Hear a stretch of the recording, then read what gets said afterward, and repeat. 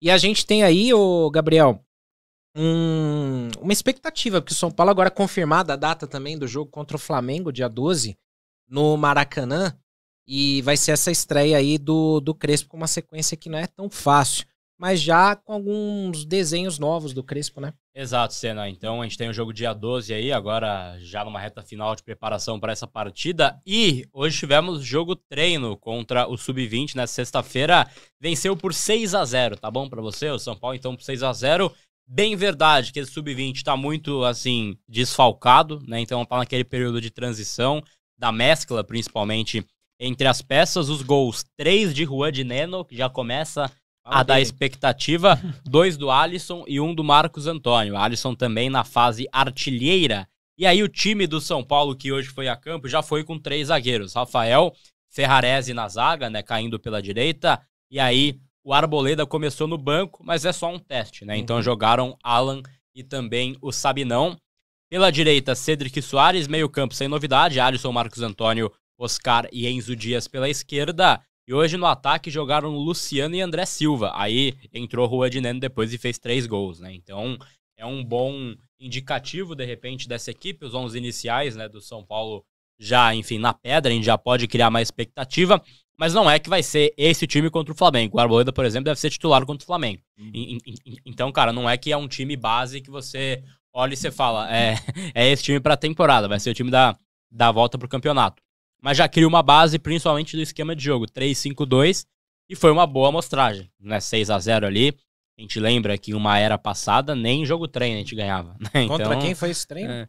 Foi contra o Sub-20 do São Paulo. Fora Alan Barcelos, fora Cotia. Fala dele. Perfeito. Mas foi algo importante, e acho que esse esquema 3 zagueiros a gente comentava, né? Ele requer também mais tempo. E eu não desgosto da ideia de sair jogando com o Sabino nesse esquema, cara. Acho que é a principal característica dele. Posso ir além? De jogo. Posso ir além? Eu não acho que o Arboleda tá no banco à toa, tá?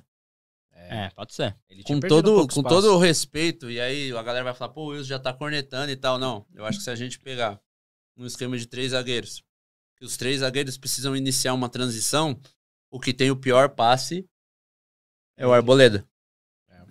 Então a gente precisa dos 3 zagueiros com alguma qualidade de saída. O Ferrarese tem, que se tornou lateral, ele vai bem pra frente. O Alan é o nosso pilar.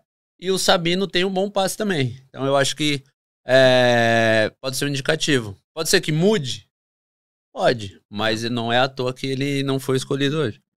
Cara, mas você passa a ter 3 bons caras pra saída, pra construção desde lá de trás. E assim, eu sei que é muito cedo falar, eu não quero me empolgar. E, claro, nunca foi assim. Mas eu gosto dessa ideia, porque você passa a ter um time, como é o modismo falar, construtor, né? Lá de trás já. E no esquema de 3 zagueiros, um sistema mais bem protegido. Eu posso ter mencionado que eu gosto desse sistema em algum momento. Nunca falou. Acho que não, né? Mas a gente tem ali opções para não sobrecarregar o Oscar, né? Se ele for o meia jogando, né? Porque ele tem que estar saudável também, né? Mas dá mais opção para ele, né, Ilcinho? Eu acho que cara, pensando no elenco do São Paulo, assim, o que ele mostrou com os 2 volantes, 2 segundos volantes de bastante movimentação, é que quem vai começar a construção vão ser os zagueiros. Então a gente vai ficar muito dependente do passe dos zagueiros, do movimento dos alas, por quê? Independente do lado que a gente escolhe sair, os volantes eles vão se movimentar à frente para abrir espaço, seja para o Oscar, para o Lucas, para o outro segundo volante. Então acho que essa movimentação faz um pouco mais de sentido, mas a gente precisa de zagueiros que tenham pelo menos a confiança de um primeiro passe entre linhas. Que era um dos destaques do time do Dorival, né? Você tinha um lado esquerdo muito forte, que você tinha o Beraldo, aquele que não falaremos o nome, que pulou o muro, e o Nestor, mas era um lado esquerdo que a jogada já vinha construída lá de trás, né? E o jogo no Allianz Parque que a gente ganha com 2 gols do David, a gente tá brincando. Mas eu acho que assim, Senna, assim, em cima dessa construção do time base já do Crespo, gosto da formação 3 zagueiros, acho que é mais sólida. E o próprio Zubeldia, quando o calo apertou, ele foi pra 3 zagueiros pra não sofrer, né? Que a gente lembra bem desse período, principalmente ali no jogo contra o Palmeiras. Então, isso aconteceu, isso é um fato, a gente não tá inventando. Isso de fato ocorreu, rolou. E aí acho que vale também falar em relação a isso, porque é o seguinte também, né? Assim, ó. Assim, hoje a zaga do São Paulo tem 5 opções, né? Teria, então, com o Sabino, com o Arboleda, com o Alan Franco e o Ferrarese, muitas vezes, na antiga gestão, ele virou um ala, muitas vezes, né? E só de não ter o Ferrarese como esse ala, caindo como ponta, muitas vezes, acho que já é uma grande notícia para esse São Paulo. São Paulo tem que ter ele na posição de zaga, e aí ele pode auxiliar na construção do jogo. E esse meio de campo gerou uma certa polêmica também, né? Porque o Maia foi sacado, mas nesse momento, pelo nível físico que a gente viu do Maia depois da volta, o meio é Alisson e Marcos Antônio. Ponto. Pode ser que o Maia daqui a um mês ele volte, jogue 40 minutos bem, jogue 50, de repente ele ganha a vaga de novo.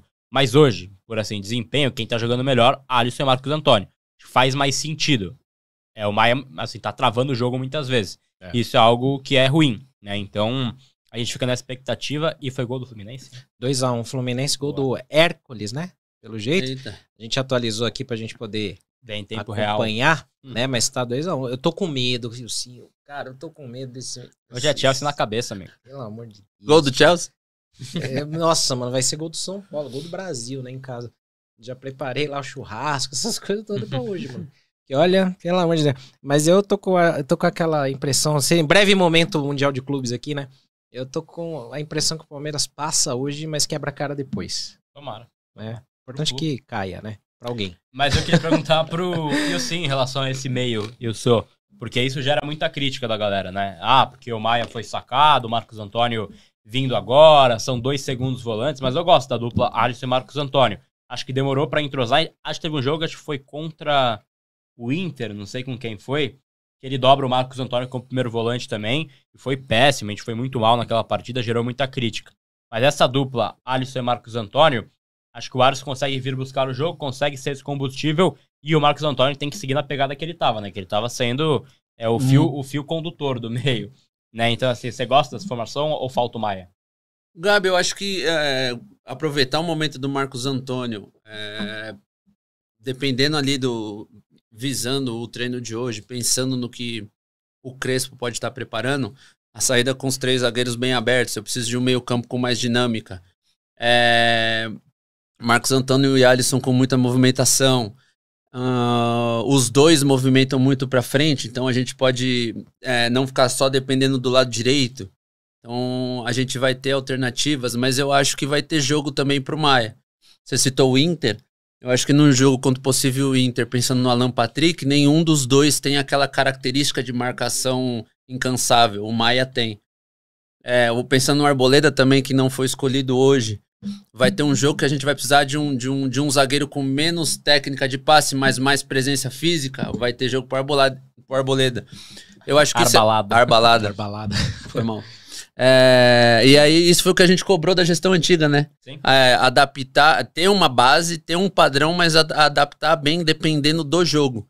Eu acho que o Crespo, ele tenta criar um padrão com 2 volantes que saem muito para jogo, mas se a gente vai jogar contra um time que pode estar no melhor momento do que o São Paulo, a gente tem que respeitar, não é demérito respeitar o time da casa, e pensar num meio campo mais de força, uma zaga mais alta, alguma coisa nesse sentido. Eu acho que faz sentido, cara. O Marcos Antônio vive a melhor fase dele. Vivia, né? A gente não sabe, teve uma pausa bem grande. O Alisson é o cara que se adaptou muito bem de segundo volante. Penou um pouco ali não era nem por opção, né? Porque só tinha ele ali pra jogar no meio campo. Penou um pouco na posição, mas se encontrou.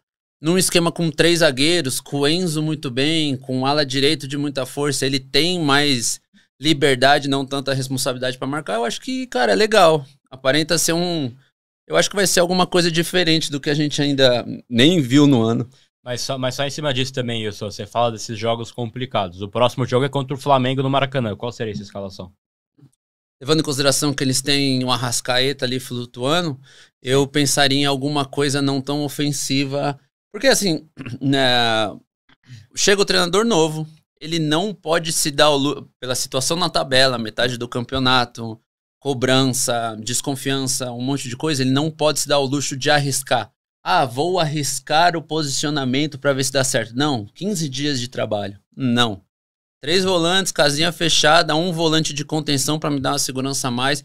Eu a minha escolha a primeiro momento, mesmo sabendo que talvez o Maia não está na sua melhor condição, seria um Maia ali para proteger os 3 zagueiros.